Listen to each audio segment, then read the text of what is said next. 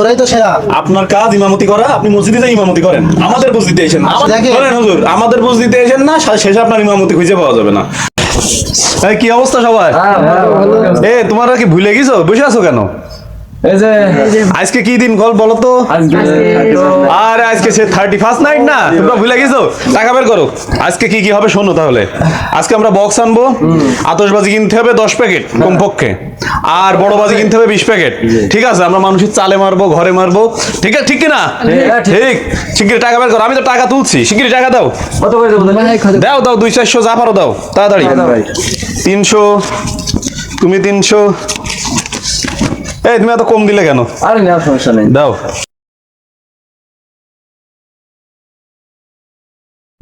1 2 3 4 5 6 7 8 9 10। আসসালামু আলাইকুম রহমতুল্লাহ। ওয়ালাইকুম আসসালাম ওয়া রাহমাতুল্লাহ। হুজুর কেমন আছেন? আলহামদুলিল্লাহ, আপনারা সবাই ভালো আছেন? আলহামদুলিল্লাহ। যাক, কিসের টাকা গুনছেন হুজুর? হ্যাঁ? আমরা এই যে আমাদের আজকে তো 31st নাইট হুজুর, কি ভাব? সেই টাকা গুনছি। 31st নাইট হুজুর, আজকে বছরের শেষ দিন, আজকে তো আনন্দ করব। ইন্না লিল্লাহ। আপনারা সবাই কি একমত? অবশ্যই একমত। আমরা বছরের শেষ দিন আজকে বাজি ফুটাবো, বক্স কিনবো, আনন্দ করবো। কি ঠিক না? হ্যাঁ ঠিক। আসলে এটা ঠিক না। এই টাকাগুলো আপনারা ফাউড়ায় দেবেন?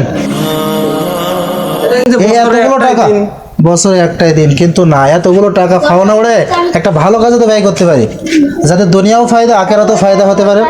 এ হুজুরের মনে হয় টাকা থেকে লোভ আছে।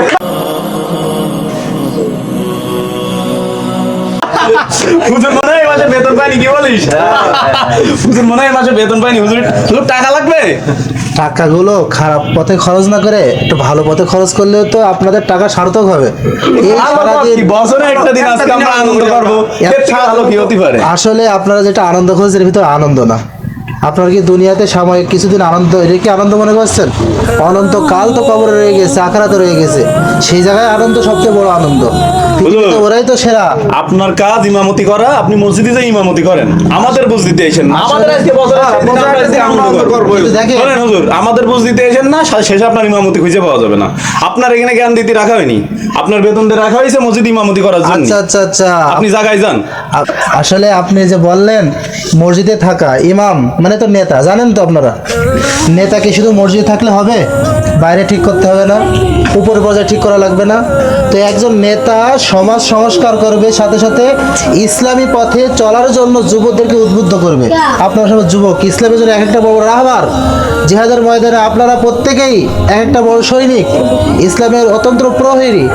আপনারা যদি আজ এই এত কষ্ট, এত পরিশ্রমের অর্থ যদি আপনারা আপনাদের বিসর্জনে দেন, অনর্থক অবৈধ কাজে খরচ করেন, তাহলে কোনো ফায়দা হবে না। ঠিক আছে? আচ্ছা আচ্ছা ভাই, একটা কথা, আমরা সবাই মুসলমানের ঘরের সন্তান, এটা ঠিক তো? বিপরীত কিছু? একটা হাদিসে আছে, রাসূল আকরাম সাল্লাল্লাহু আলাইহি ওয়াসাল্লাম বলেছেন, যে যে জাতির সাথে সম্পর্ক রাখবে কিয়ামতের ময়দানে তার সাথে তার হাসর নাসর হবে। আমরা সব মুসলিম জাতি, মুসলমানদের আচার আচরণ, মুসলমানদের শিষ্টাচার এগুলো না। বছরে এই যে 31st নাইট ডে আপনারা পালন করতে চাচ্ছেন, টাকা উঠালেন, বক্স নিয়ে আসবেন, বাজি ফোটাবেন, বিশাল আয়োজন করবেন, ছেলে মেয়ে একসাথে ড্যান্স করবেন, এগুলো হলো বেহায়াপনা। ইহুদি খ্রিস্টান থেকে এই আদর্শগুলো এসেছে। আমরা মুসলমানদের আদর্শ গ্রহণ করব।